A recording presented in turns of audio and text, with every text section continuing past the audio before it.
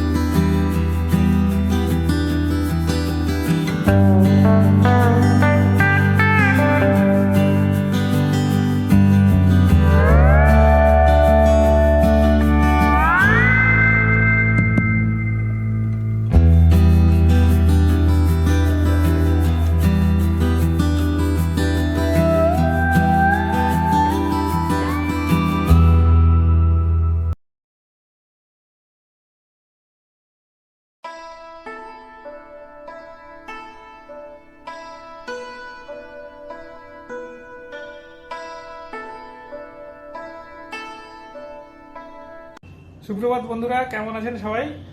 তো আজকে আপনাদের একটা সারপ্রাইজ দিতে চলেছি। সেই সারপ্রাইজটি হলো আমি এখন আমাদের ভারতবর্ষের সীমানা ক্রস করে অন্য একটি দেশে ঢুকবো। সেই দেশটি হলো ভুটান। তো এই প্রথম আমি আমার ইউটিউব ক্যারিয়ারে আর কি অন্য কোনো দেশে পা রাখতে চলেছি। তো এরপরে আরও অন্যান্য দেশ ভ্রমণের ইচ্ছে রয়েছে, সেটা আস্তে আস্তে আপনাদের দেখাবো। তো এই মুহূর্তে আমি দাঁড়িয়ে রয়েছি জয়গাঁতে, উত্তরবঙ্গের আলিপুরদুয়ার জেলার জয়গাঁ টাউনে। জয়গাঁ থেকে আমি ঢুকবো ভুটানের ফুনসিলিং এবং দেখবো সমস্ত জায়গাগুলো, ফুনসিলিং এর মধ্যে কি আছে, জয়গাঁর আশপাশে কি আছে, সবকিছু দেখাবো পুঙ্খানুপুঙ্খ করে। বাইরে একটু বৃষ্টি হচ্ছে, এটা একটু চ্যালেঞ্জ। যাই হোক, সমস্ত চ্যালেঞ্জ উপেক্ষা করেই আমাকে এই ভিডিওটি করতে হবে। তো সঙ্গে থাকুন বন্ধুরা, দেখতে থাকুন এই ব্লগটি। বন্ধুরা, জয়গাঁর হোটেলে এখনো ব্রেকফাস্ট করার পালা। তো সকালবেলা কি ব্রেকফাস্ট করছি একবার দেখে নিন। এই দেখুন বন্ধুরা, টেবিলের ওপর রয়েছে 6টা ফুলকো ফুলকো লুচি এবং তার সাথে আলুর তরকারি। ব্রেকফাস্টটা ভালো না হলে এনার্জি পাওয়া যায় না ব্লগ করার। বন্ধুরা, আইডি প্রুফ দেখিয়ে, মানে ভোটার আইডি কার্ড দেখিয়ে আমি ঢুকে গেলাম ভুটানে। দেখুন, এটা হলো ফুনসিলিং যাওয়ার রাস্তা। দেখুন কি সুন্দর। এটা একটা বিল্ডিংয়ের মধ্যে দিয়ে অ্যাকচুয়ালি রাস্তাটা রয়েছে। একটু আগে ছিল চেকিং পয়েন্ট, যেখানে সব কিছু আমাদের ভোটার আইডি কার্ড সমস্ত কিছু নথিপত্র চেক করলো। এইটা হলো ট্যুরিজম রেজিস্ট্রেশন কাউন্টার। এখানে রেজিস্ট্রেশন দেওয়া হয় ট্যুরিজমের জন্য। অনেক ভেতরে যারা যাবো গিয়ে আমি এনকোয়ারি করবো, কী কী রুল আছে জানবো। তো বন্ধুরা, আমরা ভুটানের মধ্যে প্রবেশ করে গেছি। এটি হলো ভুটানের ফুনসিলিং। দেখুন পেছনে ব্যাকগ্রাউন্ডে। তো জয়গাঁ আর ফুনসিলিং গায়ে গায়ে গায়ে একদম। ওদিকে হচ্ছে জয়গাঁ, আলিপুরদুয়ার ডিস্ট্রিক্টের ইন্ডিয়া ওদিকে। আর এদিকে হলো ভুটানের ফুনসিলিং। এখান থেকে আমি একটা গাড়ি নেবো, যেখানে যতগুলো স্পট আছে সেগুলোতে ঘুরবো। নিয়ম হলো যে 24 ঘন্টা আমি এইভাবে ক্যাজুয়ালি ঘুরতে পারি। যদিও আমার ইমিগ্রেশন হয়ে গেছে, ওরা দেখে নিয়েছে আমার আইডি প্রুফ। কিন্তু এখানে থাকতে গেলে অনেক কিছু রুল আছে এবং সেক্ষেত্রে গাইড নিতে হবে, সেটা হলো মাস্ট। যদিও আমি একটা গাড়ি নিচ্ছি এবং সেই গাড়ি করেই ঘুরবো। চলুন তাহলে কী কী জায়গা আছে সেগুলো দেখবো সব। দেখুন, এই ভাই আমাকে নিয়ে যাচ্ছেন, উনি এখানকার লোকাল। 1500 টাকায় উনি ঘুরিয়ে দেবেন 1500 INR-এ। বন্ধুরা, এই গাড়িতে করে আমি ভুটানের ফুনসিলিং ঘুরবো। থিম্পু না, ফুনসিলিং। পরবর্তীকালে থিম্পু যাওয়ার প্ল্যান আছে এমন। তো চলুন তাহলে। এই গাড়িটা বেশ দেখতে বেশ ভালো, পরিষ্কার পরিচ্ছন্ন দেশ ভুটান।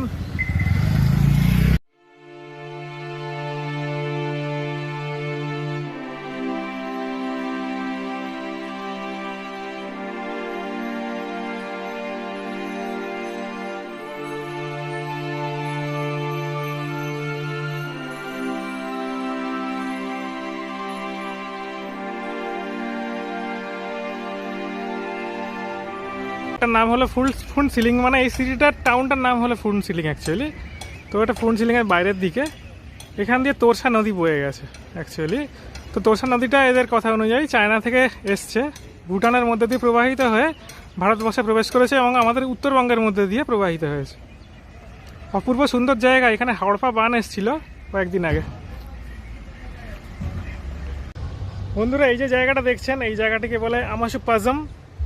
এই যে দূরে রয়েছে ব্রিজটা তোরসা নদীর ওপরে, এই ব্রিজটাতেই উঠবো, আমি যাবো ওই দিকটাতে। চলুন তাহলে আস্তে আস্তে হাঁটা লাগাই ওই দিকে। অবাক করা প্রাকৃতিক শোভা বন্ধুরা ভুটানের। কি সুন্দর পরিষ্কার পরিচ্ছন্ন একটি দেশ। আর আপনারা যদি পারো বা থিম্পুর দিকে যান তাহলে এখান থেকে গাড়ি নিয়ে যেতে হবে। থিম্পু হলো এখান থেকে 153 কিলোমিটার, আর পারো হলো 146 কিলোমিটার। এই দুটো হচ্ছে মেন সিটি ভুটানের। এছাড়াও ফুনসিলিং এটা আর একটা শহর। হ্যাঁ, তো আমরা শহরের বাইরের দিকে রয়েছি এই মুহূর্তে। পেছনে দেখতেই পাচ্ছেন কি সুন্দর জায়গাটা। এইখান দিয়ে ক্যানাপি ওয়াক টাইপের আছে, হাঁটতে হাঁটতে হাঁটতে হাঁটতে নদীর পাশ দিয়ে যাওয়া। ডান দিকে হিমালয়ের রেঞ্জ, অপূর্ব সুন্দর জায়গা। উঠছি আস্তে আস্তে আমাসুপাজমের ওপরে।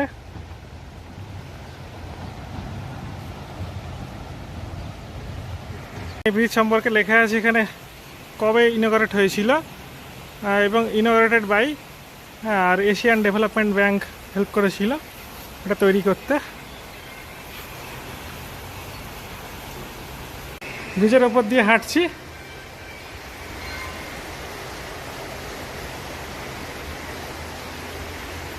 আর এই দিকটায় কোনো জনবসতি নেই, পুরো খালি, কিছু কনস্ট্রাকশনের কাজ চলছে।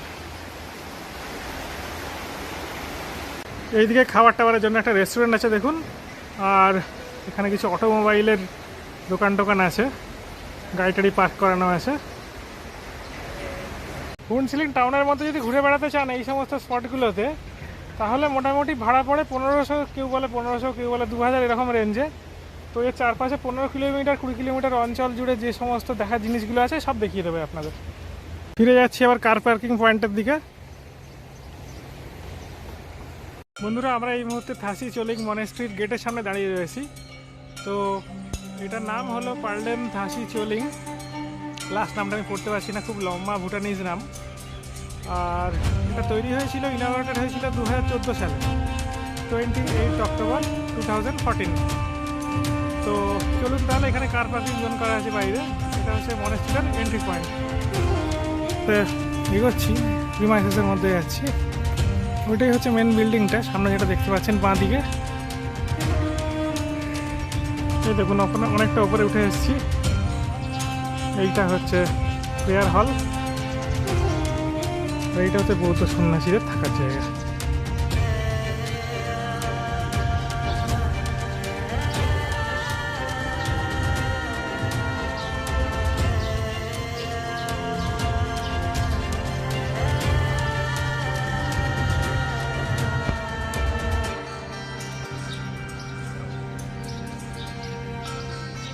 দেখুন বন্ধুরা, এগুলো হলো ভুটানের ট্যাক্সি লেখা আছে, আর গাড়ির নাম্বারটা এরকম হয় বিটি দিয়ে। এইগুলো বহু দূর দূর যায়, অনেক কিলোমিটার যায়। আর এই ফুনসিলিং, পারো, থিম্পু এই ধরনের শহরে এরকম ট্যাক্সি অনেক দেখা যায়।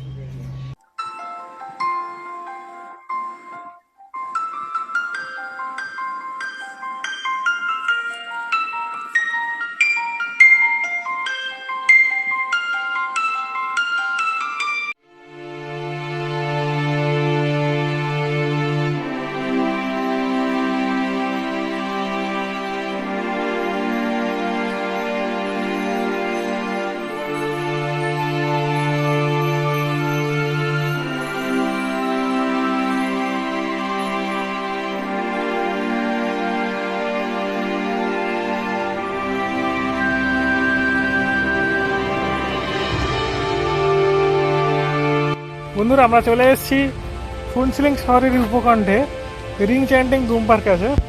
তো আমি ভেতরে প্রবেশ করব। এখানে এন্ট্রি ফি দিতে হয় ভুটানিজ কারেন্সিতে 30। তো চলুন তাহলে, আমার কাছে হাতে ভুটানিজ কারেন্সি রয়েছে, তো আমি ভাঙিয়ে নিয়েছিলাম। তো সেই টাকাটা আমি এখানে পে করব, করে ঢুকবো গুম্ফার মধ্যে। এগুলো আর্কিটেকচার ব্যাপক হয়, দারুণ দেখতে হয়। এবং আর্কিটেকচারের টাইপটা দেখলেই বোঝা যায় টিপিক্যাল ভুটানিজ আর্কিটেকচার এগুলো একদম। এটাকে বলে বৌদ্ধ গুম্ফা। দেখুন বন্ধুরা, 1 2 3 4 5 5টা স্তূপা রাখা আছে পরপর।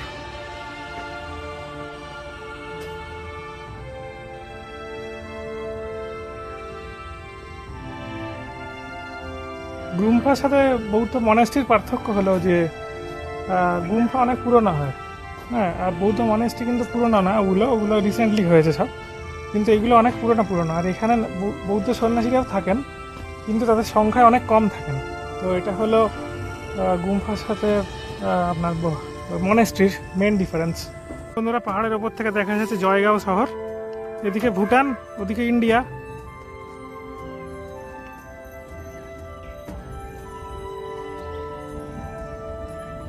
নিচ থেকে যে প্রেয়ার হলটিকে দেখছিলাম বন্ধুরা, আমি সেখানে উঠে এসেছি।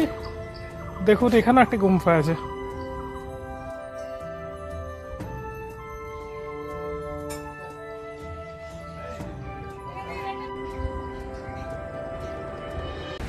তো বন্ধুরা দেখতে পাচ্ছেন এখানে পেছনে আরেকটা ইন্ডিয়া ভিউ পয়েন্ট। এই যে দেখছি ক্যামেরাটা তুলছি, দেখুন এটা দেখা যাচ্ছে ইন্ডিয়ার আলিপুরদুয়ার, ইন্ডিয়ার পশ্চিমবঙ্গের আলিপুরদুয়ার অ্যাকচুয়ালি। তো এখানে একটা সংক্ষেপে একটা ছোটো কথা বলে রাখি যে 24 ঘন্টার জন্য আমার এই ভ্রমণটা ভুটানের ভেতরে পারমিটেড। এটাকে ওরা ক্যাজুয়াল ট্রিপ বলে। তো যদি আপনারা 3-4 দিন থাকতে যান, আপনাকে পারমিট করাতে হবে এবং একটা গাইড নিতে হবে, এবং পার ডে কিন্তু 1200 INR এটা হলো এদের ফি, এটা দিতে হবে ভুটান গভর্নমেন্টকে। এবং এইভাবে আপনারা থাকতে পারেন থিম্পুতে বা পারোতে। তবে আজকে আমার কোনো ফি দিতে হয়নি, এখানে 24 ঘন্টা ঘুরে আমি চলে যাব। বন্ধু, এটা হলো College and Science of Technology, Royal University of Bhutan, Rinchending. আমরা এই রাস্তাটা দিয়ে এসেছিলাম, আর ঠিক এর উল্টো দিকে হলো থিম্পু যাওয়ার রাস্তা।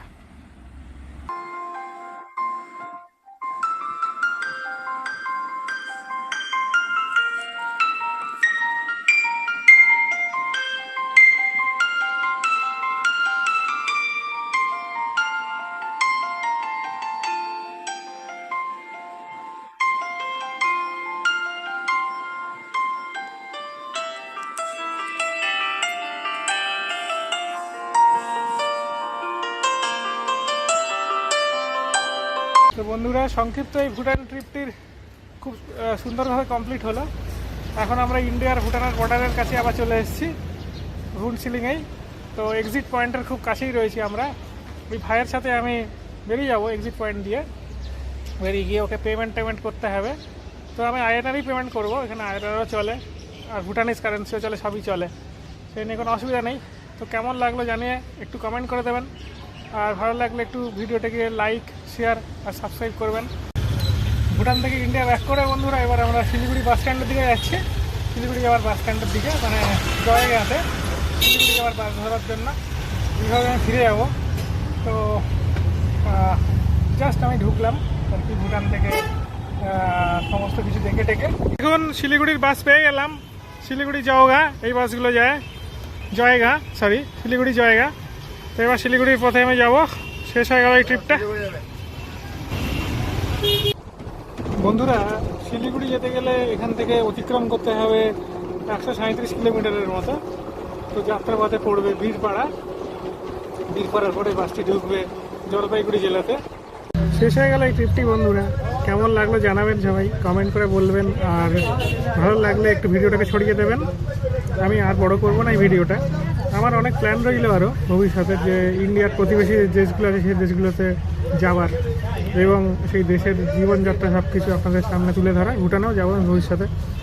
এই বলে আমি এই ভিডিওটাকে বিদায় নিচ্ছি। Keep travelling, keep enjoying your life.